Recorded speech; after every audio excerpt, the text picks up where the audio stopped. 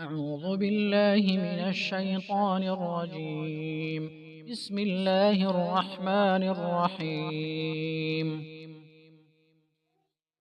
يا أيها المزمل قم الليل إلا قليلا نصفه أو انقص منه قليلا أو زد عليه ورتل القرآن ترتيلا إنا سنلقي عليك قولا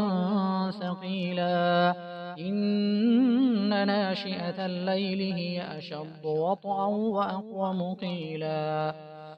إن لك في النهار سبحا طويلا فاذكر اسم ربك وتبتل إليه تبتيلا رب المشرق والمغرب لا إله إلا هو فاتخذه وكيلا واصبر على ما يقولون واهجرهم هجرا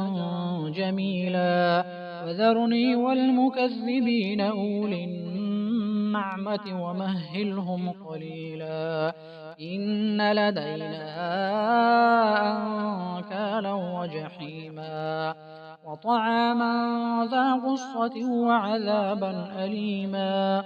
يوم ترجف الأرض والجبال وكانت الجبال كثيبا مهيلا إنا أرسلنا إليكم رسولا شاهدا عليكم كما أرسلنا إلى فرعون رسولا عصى فرعون الرسول فأخذناه أخذا وبيلا فكيف تتقون إن كفرتم يوما يجعل الولدان شيبا السماء منفطر به كان وعده مفعولا إن هذه تذكرة فمن شاء اتخذ إلى ربه سبيلا إن ربك يعلم أنك تقوم أدنى من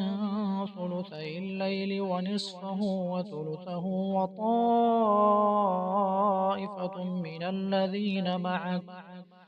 والله يقدر الليل والنهار علم أن لن تحصوه فتاب عليكم فاقرؤوا ما تيسر من القرآن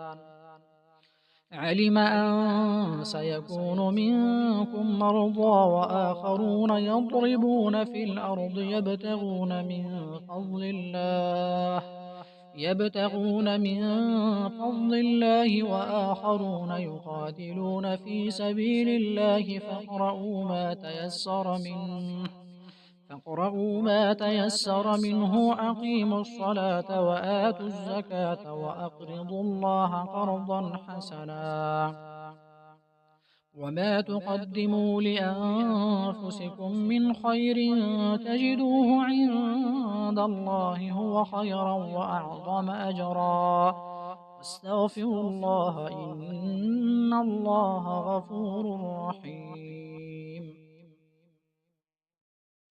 بسم الله الرحمن الرحيم سبح لله ما في السماوات وما في الأرض وهو العزيز الحكيم يا أيها الذين آمنوا لم تقولون ما لا تفعلون كبر مقتا عند الله أن تقولوا ما لا تفعلون إن الله يحب الذين يقاتلون في سبيله صفا كأنهم بنيان مرصوص وإذ قال موسى لقومه يا قوم لم تؤذونني وقد تعلمون أني رسول الله إليكم فلما زاغوا أزاغ الله قلوبهم والله لا يهدي القوم الفاسقين وإذ قال عيسى ابن مريم يا بني إسرائيل إني رسول الله إليكم مصدقا لما بين يدي من التوراة ومبشرا برسول يأتي من بعد اسمه أحمد. فلما جاءهم بالبينات قالوا هذا سحر مبين. ومن أظلم ممن افترى على الله الكذب وهو يدعى إلى الإسلام، والله لا يهدي القوم الظالمين.